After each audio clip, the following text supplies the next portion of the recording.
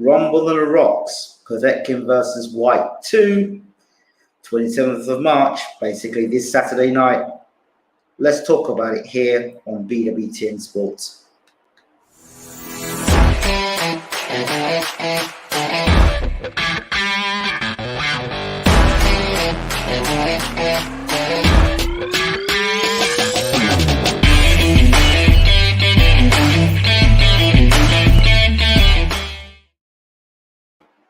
Okay, it's fight week for Povetkin versus Dillian Whyte, the rematch. How did we get here? Well, we got here, Dillian Whyte in the lead, dropping Povetkin twice, and then out of nowhere, as they say, Povetkin lands a cork of a left uppercut, and here we have the rematch. Since then, we've had COVID, and Povetkin pulling out. Now Povetkin back in. The fight switched from, I think, the UK. Then we thought the fight might have gone to Russia. Now it's in Gibraltar. Don't ask me why it's in Gibraltar, but it's in Gibraltar. Anyway, so these are some thoughts I've had. I haven't really seen much of this week. Again, congratulations to Lawrence Okoli, the new WBO cruiserweight champion of the world. What a right hand, eh? So back to Dillian Whyte and Alexander Povetkin.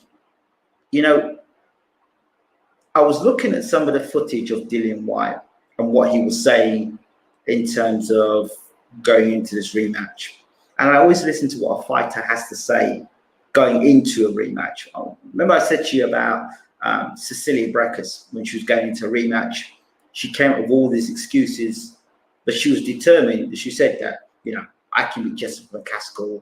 Jessica McCaskill, you know, isn't that much, and I wasn't the best, and things didn't work out in my camp, and you know, all the excuses started coming out. I said, well, if that's the attitude that Brækhus is going to take into her rematch with Jessica McCaskill, then I said to myself, surely, if you're going with that attitude, you're not going to make the adjustments necessary to beat McCaskill, and it will be same again. And of course, that's what we saw, same again. Why is my camera doing that? Let me just bring this around here. There we go. And it's same again. Anyway, so same again. And McCaskill beat her more convincingly in the second fight. In this fight, there are a lot of things in my mindset that I would like to see.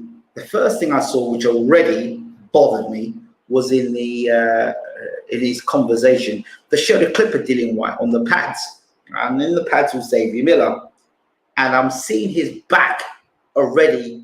His back is against the ropes, and you're saying to me, well, why is that the case? I said, because that's where I said Dillian Whyte voluntarily backs himself against the ropes, and if his back is touching the ropes, or anywhere near those ropes, it's dangerous. And I said that Povetkin, if his back is anywhere near the ropes, Dillian Whyte, if he's going to get beat, his back will be against the ropes. And where did he get knocked out? His back was against the ropes. Why do I keep talking about back against the ropes? Because when your back is against the ropes, you're in a position of for me, certain fighters, vulnerability. You understand? And you saw how Povetkin, the shorter guy, was able to get inside, slip in, left uppercut, bang, and land that shot. From Whyte voluntarily backing up against the ropes, which again, I'm seeing in the video this week or last week of Whyte preparing with Xavier Miller on the pads. Let's just hope that's just that, and it just happened to be a video clip that was just coincidental that Whyte had his back against the ropes doing that video. Because if it's not, then the same mistakes. If I'm seeing it, Povetkin's team seeing it too. 1, 2. By any means necessary, the instruction to Dillian Whyte would be this, and it's almost like Whyte was repeating what the instructions are. By any means necessary, we win this fight. And I can imagine how the Shadow Knight's saying to him, listen, we just got to get the win. We just need to get the win. It don't matter if it looks scrappy. It don't matter if this is a points win. You just need to win this fight. Once you win this fight, we can talk about all the other fights, but we have to win this fight. this fight's not just for Dillian Whyte. We have to also remember this fight is also potentially for Harold the Shadow Knight's job as well. Back in the day, for those of you who may not know, back in the day when fighters lost their world titles or got beat, the guy that would go to was historically would be Emmanuel Stewart. When De La Hoya lost his big fight, when Holyfield lost his big fight, these guys went to Manny Stewart, and Manny Stewart would polish him up, a few touches, and send him back out there. And they'll go on and win world titles again, or reclaim world championships in rematches. That's what Manny Stewart would do. He was a gun for hire. In other words, he was the guy that if things were wrong in your career, he'd come and correct it. Lennox Lewis sensationally got knocked out by Oliver McCall. Guess what?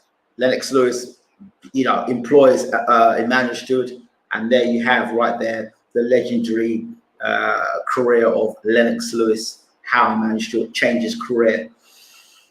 So Dillian Whyte has gone, as close as he could get to Emmanuel Stewart, is with Harold the Shadow Knight, a guy who worked a lot in the corner, worked almost exclusively with Lennox Lewis when Lennox Lewis, in the prime of Lennox Lewis's career, Harold the Shadow Knight was his Courtney Shannon, Harold the Shadow Knight, and Emmanuel Stewart. So he would know about heavyweight boxing, rematches, fighters getting knocked out and coming back and winning fights. But this is Lennox Lewis. This is not Dillian Whyte. Dillian Whyte says he's ready to go. He's ready to rumble. He knows he can beat Povetkin. And he knows he can beat Povetkin. And I'm hearing about the excuses and camp weren't right and this weren't right and that weren't right. Well, everything was going right until you got hit with that left uppercut. Now, I asked the question in my red alert, the first fight, what is this? It's self-entitled belief you can beat Alexander Povetkin based on what you've done in your career does not guarantee you'd beat Alexander Povetkin. Alexander Povetkin, outside of Anthony Joshua, was the best fighter that Dillian Whyte was fighting. The two guys that beat Dillian Whyte, both Olympic gold medalists. The two guys that beat Dillian Whyte, both being world champions. Do you understand? And both guys, ironically, both knocked him out, finishing him with an uppercut. Joshua finished him off with a right uppercut. Povetkin finished him off with the left uppercut. These holes in his defense have been there. I pointed out to you, Joseph Parker fight. Dropped him with the overhand right, straight through the middle. Oscar Rivas knocked him down with the uppercut. So there has been vulnerabilities there in his defense. So I did see him again, using this thing. I used to see Lennox Lewis do it a lot when he jabbed. Lennox would cover his face like this and he'd throw the jab. So when Lennox jabbed, he'd jab like that, take his head off the line. I don't see a lot of guys doing it still though. He'd cover his chin like that and double up the jab. You see it there?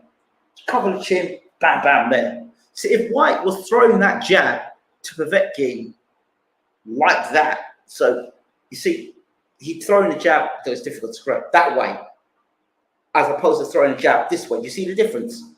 You've got that covered there. So when you're throwing the jab, and Lennox will throw a jab there, you're not going to get hit with that left uppercut. You see it there? That's going to help a lot. You've got to keep it there. So your jabs are there, bam. And also you've got this over here protecting you for the hooks over the top. You see that there? So it's a good guard, the jab, there, bam. That's the jab. So I think that is something that I think that you will see Dillian Whyte using. And you saw him using the jab a few times and moving his head and doing that. That is key. That will be very key in this fight. So he doesn't get hit. Yeah, and he keeps Povetkin there. That's where he's got to keep Povetkin. At the end of that jab, he's got long levers. So I think that it will be the job will be for Team Whyte, keep Povetkin at the end of the jab. Dillian Whyte's also talking about He can knock out Povetkin. He didn't do that. He got knocked out. Oh, I've got the power to knock Povetkin out. Well, you didn't have the power to knock Povetkin out, because if you did have the power to knock Povetkin out, you would have knocked Povetkin out. But you didn't. The fact of the matter is you got knocked out. And even that mentality, I can knock Povetkin out. I've got the power to knock Povetkin out. Povetkin showed he had the power to knock you out with one shot. One shot. Bang. That was it. You dropped Povetkin twice and couldn't keep him there. That was the first fight. But there's another thing I want to talk about. This thing called COVID. Yep, I'm talking about COVID. Because I'm going to ask the question. Fighters that have COVID and come back, they may be fit to fight, but are they the same fighter that they were pre-COVID? Is their durability the same? Is their stamina the same? Is their work rate the same? Can they still do the things they did pre-COVID? And I'm beginning to ask the question, maybe not. Maybe COVID is more detrimental to fighters than we think. I don't know. But I've known a couple of fighters now who've had COVID and come back and got knocked out. Is it coincidental?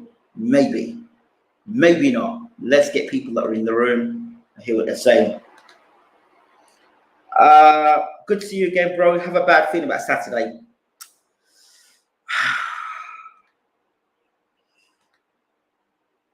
Hello, my friend. Hello, Denise. Good to see you in the room. Could see an earlier stoppage just done. Dillian rushing in, trying to stop him, could get caught again. You would hope to think that somebody like Harold the Shadow Knight, a very calming influence, a very experienced trainer, that Dillian wouldn't do that. But you just don't know. You just don't know. You know, when he gets hit on the chin, he likes to exchange. And the other thing, durability. What is Dillian Whyte's durability like now? You've been knocked out, and I don't even know who Dillian Whyte's had in the sparring partners, because I haven't paid that much attention. But that's Povetkin. You understand? And I was shocked when I spoke to Stacey McKinley. Stacey McKinley said to me, Povetkin's not that big a puncher. And I hear people are still stirring up this Dillian Whyte versus Deontay Wilder. Are you crazy? Are you crazy? You want to put Dillian Whyte in there with Deontay Wilder? You've seen what Povetkin's done with one shot, and that was an uppercut. Now, Dillian Whyte, you saw how Parker hit him with the right hand. You've got to think to yourself that compared to Dillian Whyte, Wilder is an absolute athlete. The speed and the power that he will hit Whyte with, Whyte won't see the right hand coming because it's that quick. It's that quick. People think because Tyson Fury did the number on Wilder that somehow Whyte can do the same thing. Whyte's got to deal with his Povetkin problem, and it's a serious problem he's got in front of him. And I'm concerned.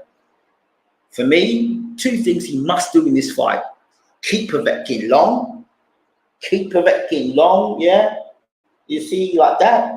And the second thing he's got to do, and that's side on, by the way, not it's difficult to show you here, but you have to be side on when he's doing it. So it's side on when you do, not face on here, kind of side on. So Povetkin doesn't see much of your body. Difficult to do when sitting down, but he has to be side on. And the second thing is when he and jabbing like that. But the second thing is most important. The second thing is keep his back away from the ropes.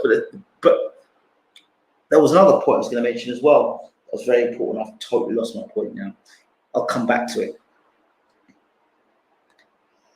There is an issue with long COVID, which definitely could affect fight. Yes, we have to look at fighters that have been affected by COVID and what they've done after their careers or after they've come back from COVID. Apparently, sparring has gone well and Dillian's been knocking everyone out. I hope he hasn't left his best work in the gym and overtrained. But who's the people he's been knocking out in sparring? Doesn't tell me anything. Dillian and his camp literally believe they don't have to change a thing, and it's just that one lucky punch that ended it. Okay, well, yeah. If they believe that, if Dillian Whyte and his team believe that they don't have to change a thing, and I've said this before, if they can't believe they don't have to change a thing with Povetkin, then expect more the same on Saturday night. That wasn't a lucky punch. So that means Oscar Rivas' punch was a lucky punch that dropped him. That means Joseph Parker's punch was a punch that dropped him was a lucky punch. That means Joshua that knocked him out was a lucky punch. Those are not lucky punches. There's no such thing as lucky punches.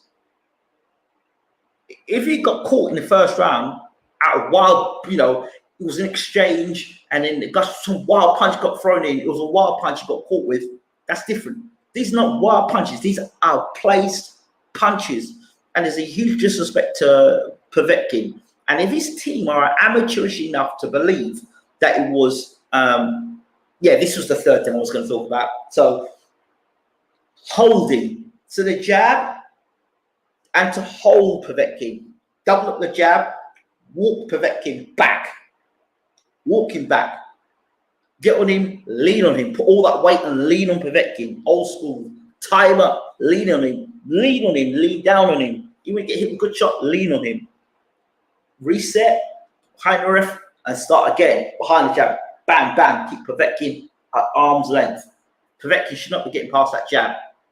Should not be getting past that. She shouldn't be getting past that jab. He should be. You should just be on his toes, Povetkin, keep Povetkin behind the jab. But you talk about a former kickboxer versus an Olympic champion. Different pedigree right there on that. So it'll be interesting.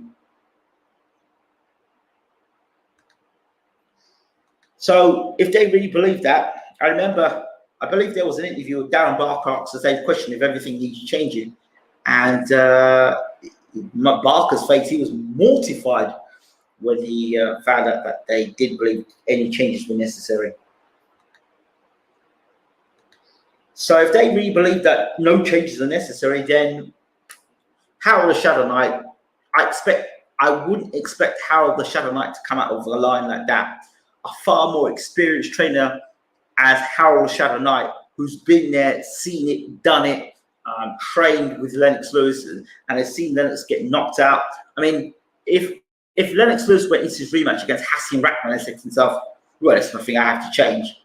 Oh, Lennox made changes, all right. He came in lighter, different strategy, knocked Hasim Rahman out.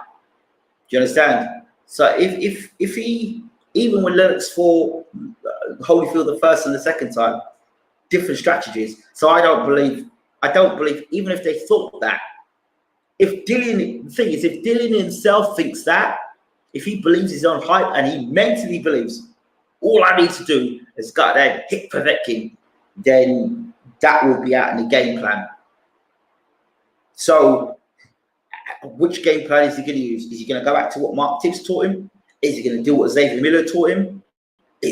Which is, box, wait to break Povetkin down.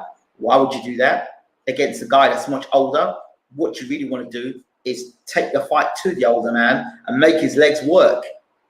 You don't leave an older man to warm the engine up.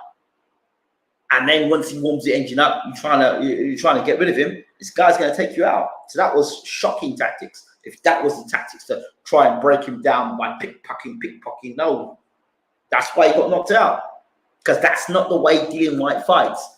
Dillian Whyte is a guy that wants to fight. He wants to be engaged. And you taking away a guy who's got lots of fire and wants to lots of fight. It's psychological. You got a guy who's lots of fire, wants to fight. Now you tell him to jab here and throw a little body shot here and look at your work, trying to be like Mayweather. That doesn't suit somebody like Mayweather. That doesn't suit somebody like Dillian Whyte. He's a busy guy, wants to get to work, wants to get stuck in. So you're taking a guy away from his type. Mark Tibbs didn't fight that way. Jonathan Baxter certainly didn't fight that way. He's a guy that wants to engage with you, catch and shoot, like he did with Joshua, catch and shoot, or he's up close, in close, sticking body shots in. That's Dillian Whyte for you. Getting all involved, all up in your grill. That's Dillian Whyte. Using the jab and mix it up and getting inside, boxer brawler type of style. You understand? But to try and make Dillian Whyte into a pure boxer, or if you try to make him into like a Floyd Mayweather, forget it, not happening.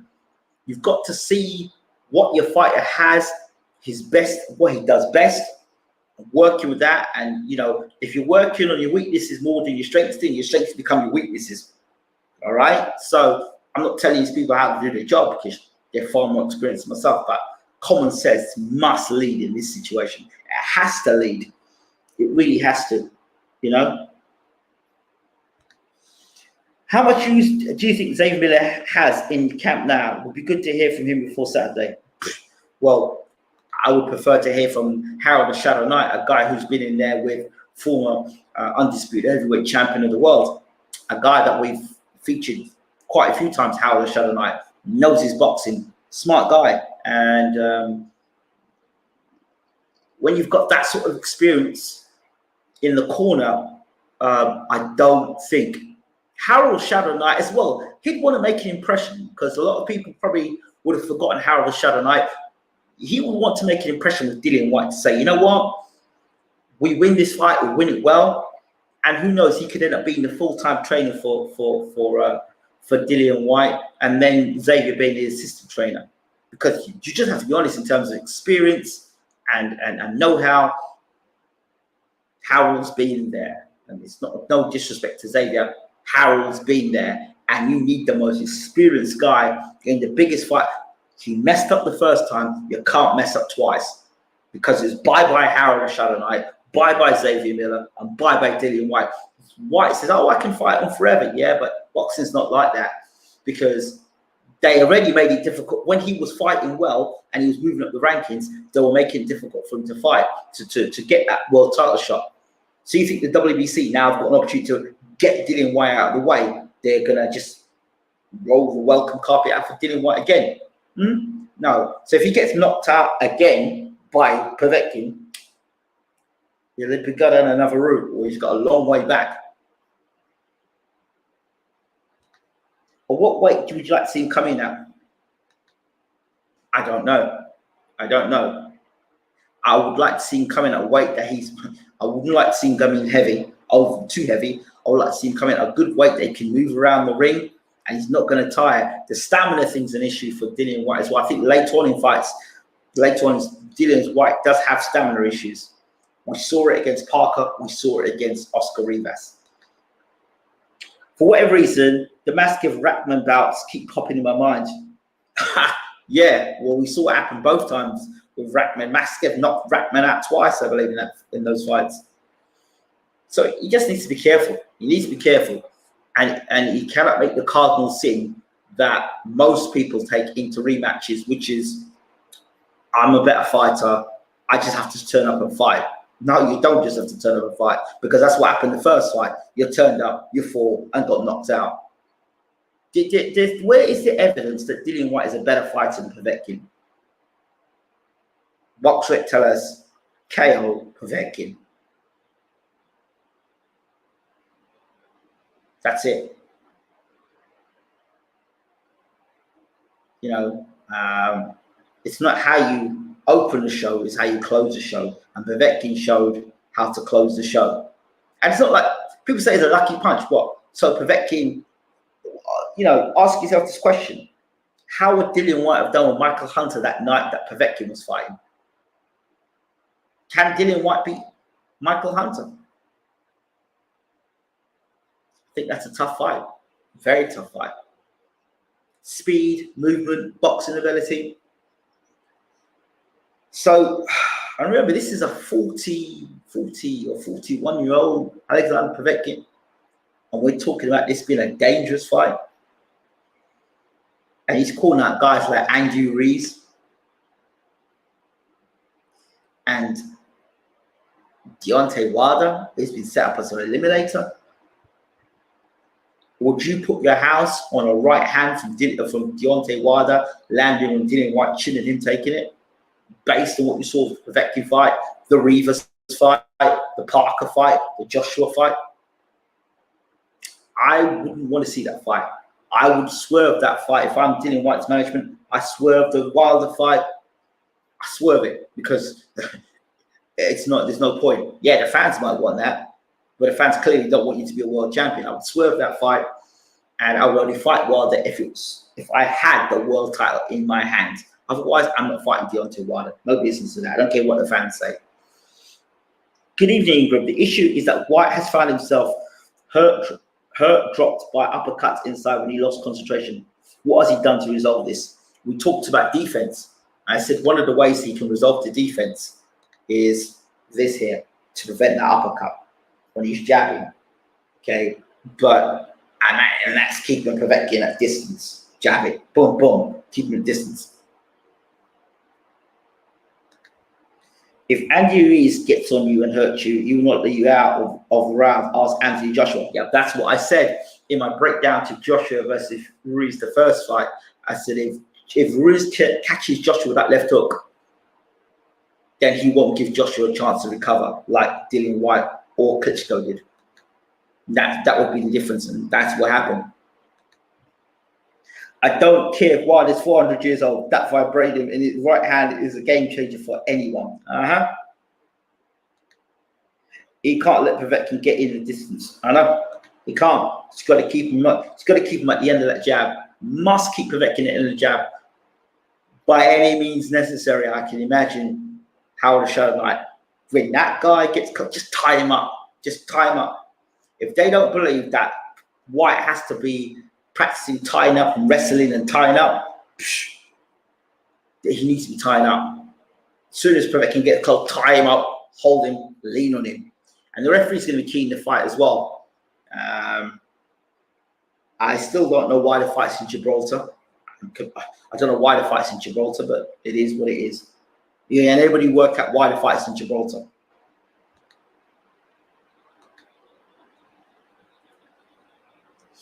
So I wish Dillian Whyte all the best. I really do. I really do. But just think about it. All the work Whyte's done to get to #1 contender, to get thrown away. At this point in his career, Whyte has too much mileage on his chin to be getting into wars like this. I'm afraid so. And, you know, the other thing people tend to forget about Dillian Whyte is that year he had, a year or two had, where he was constantly on pay-per-view fights against good ranked heavyweights. I think he was actually the busiest heavyweight between 2019, 2020, or 2018, 2019, don't get me wrong. But around that time, he was the busiest heavyweight, fighting the best contenders at the time. So he had a list of guys with Helenius, Brown, Rivas, Parker. So he was pretty busy, Dillian Whyte. He was pretty busy that year. And the Parker and the Rivas fight were tough fights. We had to get off the deck in both fights. Then he had that fight against, then he was out for a while. And he fought against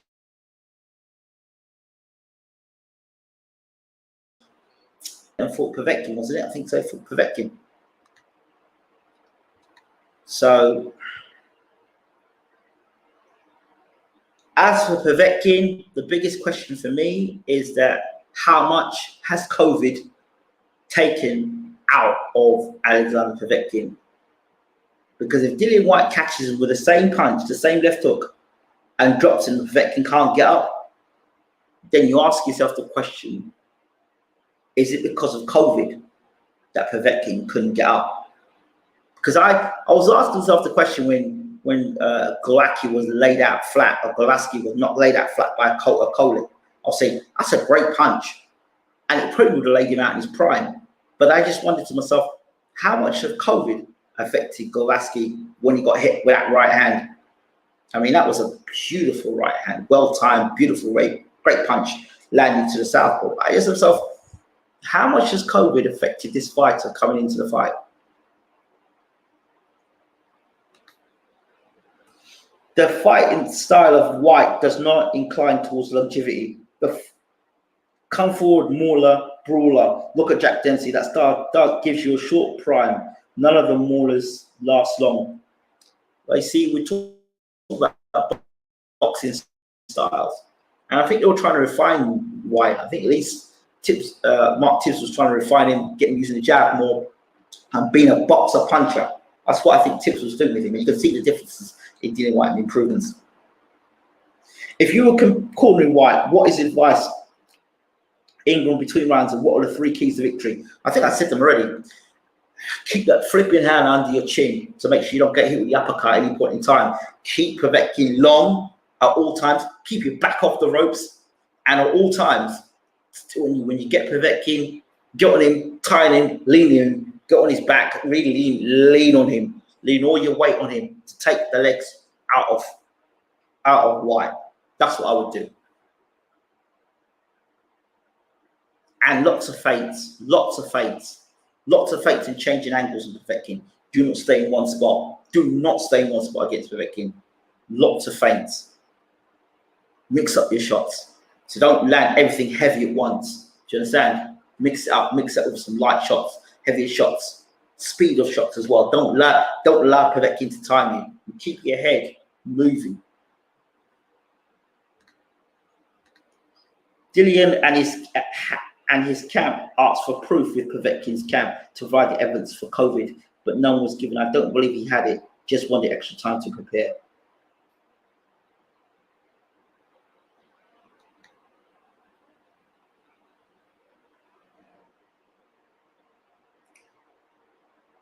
Interesting. Should Whyte also box tall or come forward and make himself small to avoid the uppercuts? Well, I've said stand tall. You stay tall and use your range. You're a big man. Why would you box? Why would a big man come down? 6'3", 6'4"? He's 6'4", isn't he? 6'4", 6'5". Whyte's got to use the jab. He's got to use the jab. Use the size. Use the jab. And keep him at distance. Jab, bam, bam, jab in his face. And keep Povetkin's jab. Keep him off balance. So jab, pop, pop, pop. Here, right here, in the forward. Right there in the forward. Boom. Pushing the head back all the time. Bam. Pushing the head back all the time. Boom, boom, boom. Like crazy slapping straight right hand straight down the pipe on Povetkin. If you look at how Joshua fought Povetkin, everything just stay upright and just everything was a jab. Everything was a jab. Jab, jab, jab. And then all of a sudden, just softening Povetkin up with a jab. Jab, jab, when Povetkin crossed time up. And when he saw the opportunity, because Povetkin was fed up with the jab, boom, one right hand down the pipe. And that was the beginning of the end of Povetkin. That's because Joshua kicked him out with the jab, and kept Povetkin frustrated with the jab. It's 5-6 rounds of keeping that jab in Povetkin's face. And he can't get close. He can't get close. And he can't throw an uppercut. He can't throw a right hand because his arm's too short. Jab, just keep him out of the jab. Ball him with the jab. Jab, jab, jab. And occasionally crop that right hand in like Joshua did. I don't know if Whyte's got a right hand. The other thing about Dillian Whyte, his right hand is reckless. When he throws a right hand sometimes, Dillian Whyte, he throws a right hand, he spins off, it goes off balance. He throws the right hand, he goes off balance. You've got to be careful of that. Even when he throws the right hand to the body, sometimes he's turning around like a ballerina. He's got to really keep that balance as well. It's very key. My gosh, because that's where you're there to get counted.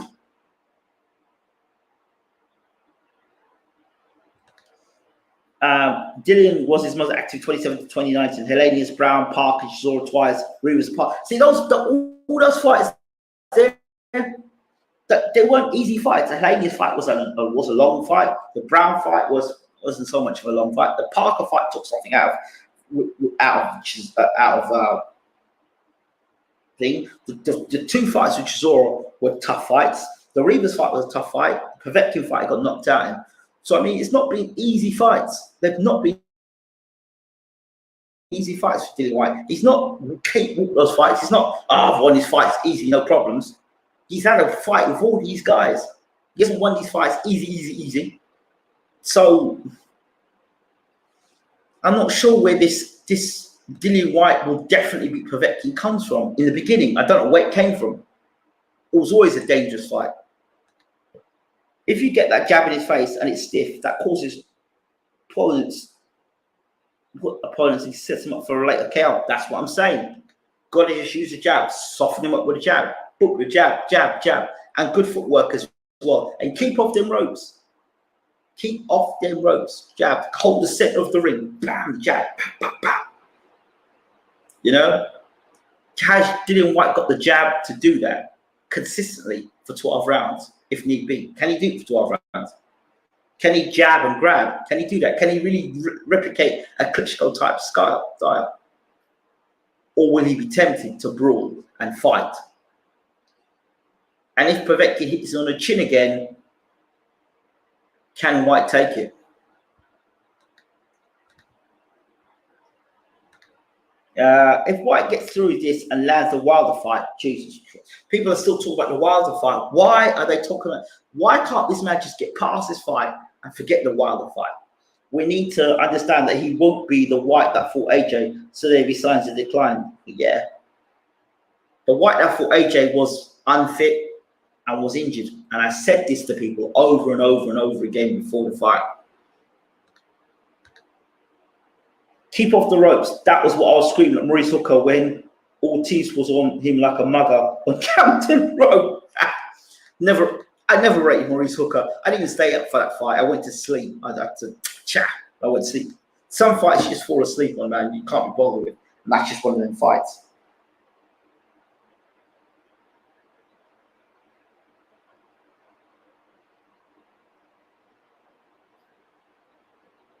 So, yeah.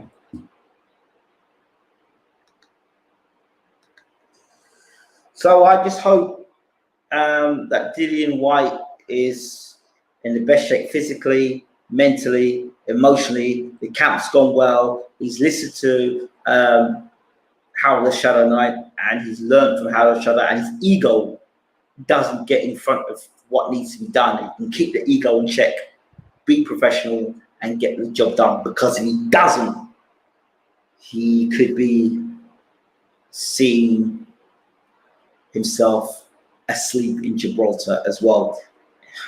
So falling asleep in Matchroom headquarters is one thing. Falling asleep in Gibraltar as well, twice at a wheel, lightly striking twice is not good. So who are some promising heavyweights going forward to obtain a shot, Ingram? Promising heavyweights. I haven't really looked at it, mate. I'll have to, when I get some time, I'll have to look at some fighters. But one guy I've got my eye on still, and I want to see his progression, is Isaac Chamberlain, the cruiserweight Isaac Chamberlain. I have a funny feeling he'll go on to be a world champion. I don't know why I keep feeling this feeling that Isaac Chamberlain will become a world champion. So my eyes on Isaac Chamberlain as a cruiserweight. Heavyweights, I think David Ayadele is a young prospect, doesn't need to be rushed. Joe Joyce is the man for me at the moment in the heavyweight division. For me, in terms of world title shots, not a youngster, but he's the guy for me, definitely. I think he's got what it takes to become a heavyweight champion of the world, physically, mentally, emotionally, experience-wise. Should be Olympic gold medalist. It's thunderous power either hand. Great work rate, fantastic stamina. Might not be the fastest, but just keeps coming and coming. Eye in chin. Hey, this guy, and he's been with a young, big punching Daniel Dubois. So I think that Joyce is my tip to become a heavyweight champion of the world. And I would like to see him get a shot. Back-to-back losses at this point in his career would be the end of his run towards any type of champ contendership. I said before, Dillian Whyte should have gone down the WBA route, but people laughed at me, as they usually do. What about F.A. Jackbat? Any promise in him?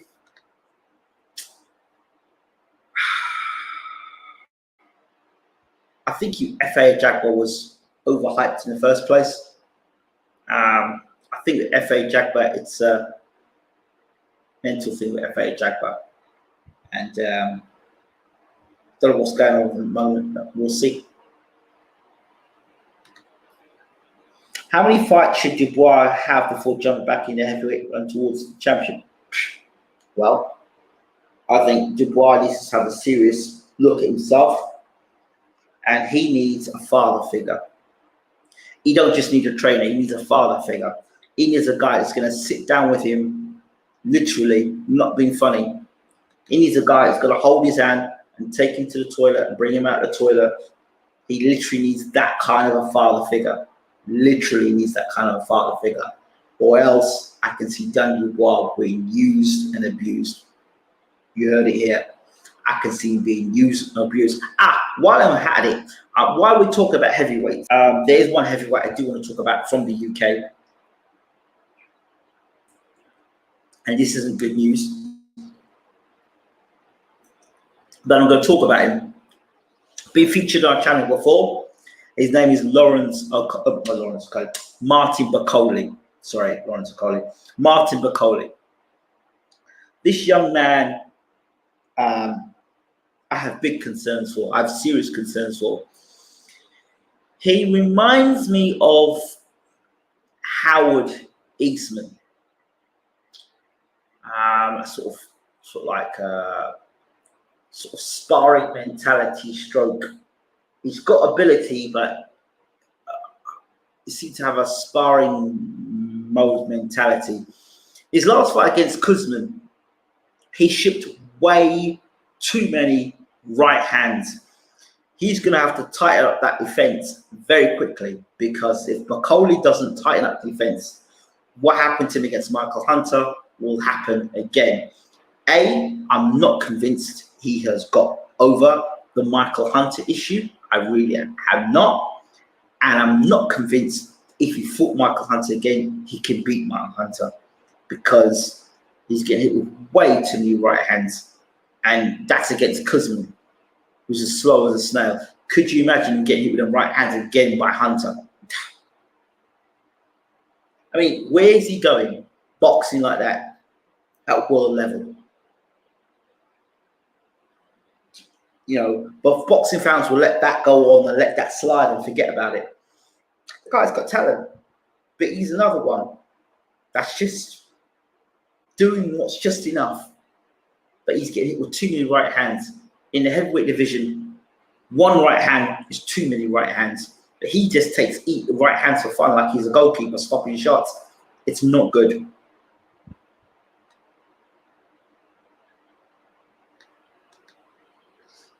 Short of you coming back, I guess it's slim pickings in the heavyweight division and unification. You seem to have this real fascination about me coming back.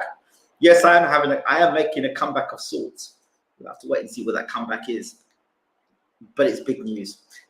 But we knew this for years, and they're trying to block Dillian. To be honest, they would have hoped he lost sooner to Parker and Rivas. Even if he beat Povetkin first time, it would have been Usyk next. Yeah, so we knew it was coming. It was the plan.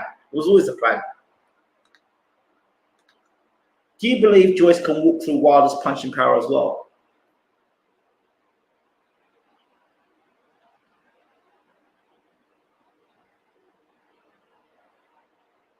I think it's a great fight. I think it's a great fight.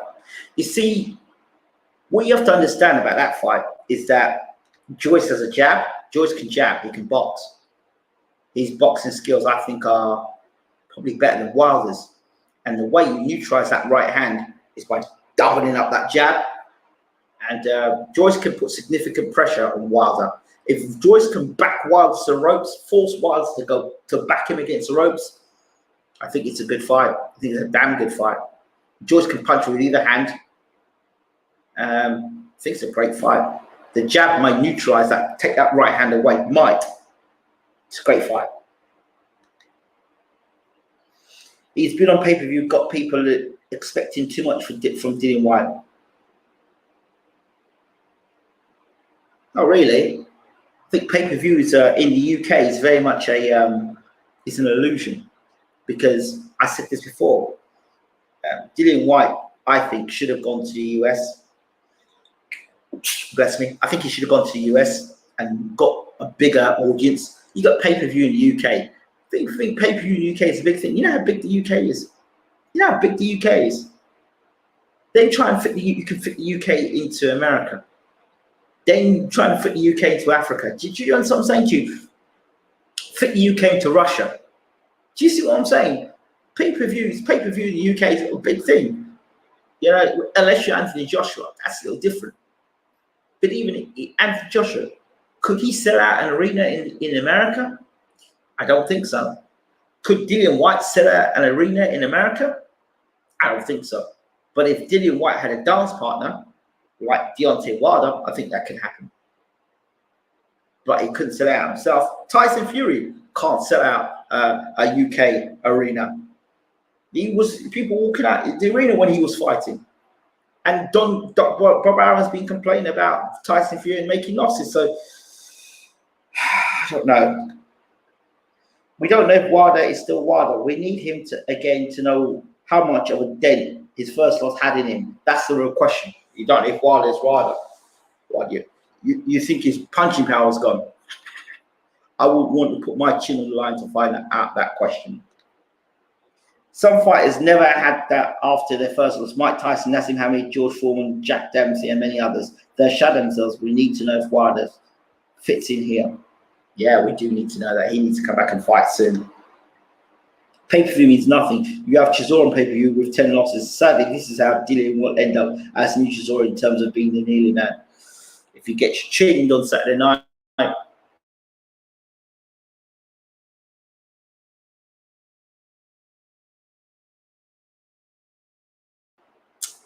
then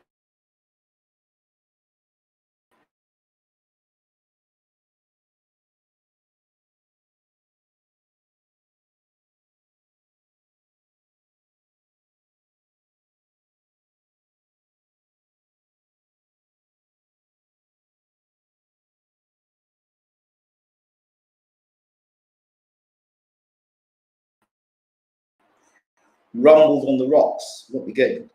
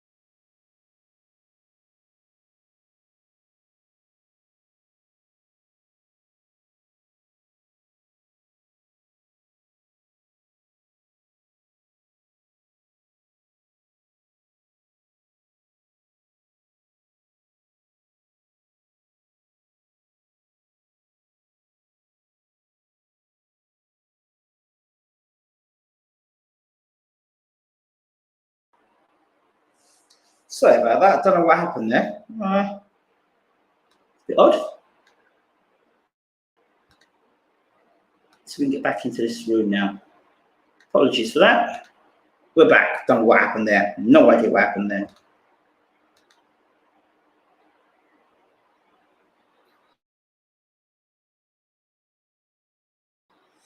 Let's see what's down here. Texas, bigger than the UK. Never mind America on a whole. Salute, Ingram. Salute to you too. Boxing fans write off Wilder like he's finished when he was trading with Fury at the stoppage. He's not damaged like Dominic Brazil. I know. They keep writing off Wilder. I think there's a hope in the world that Wilder is finished because that's how dangerous around Deontay Wilder was before the Fury fights. So that's what happens. So I think that's about it. I don't think there's anything else that comes to my mind.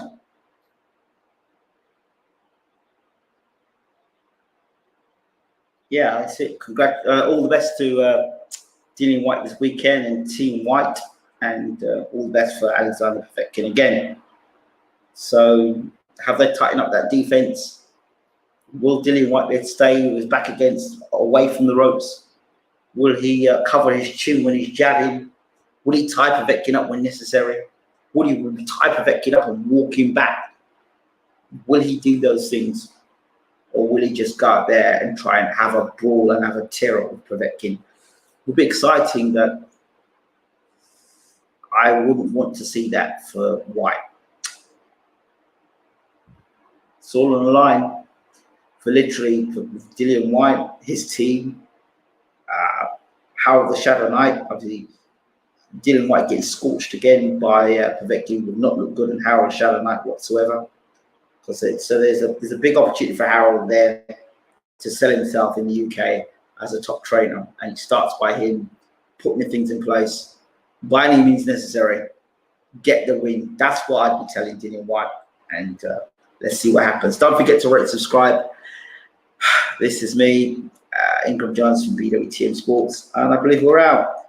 Have a good weekend, and see you in the fight.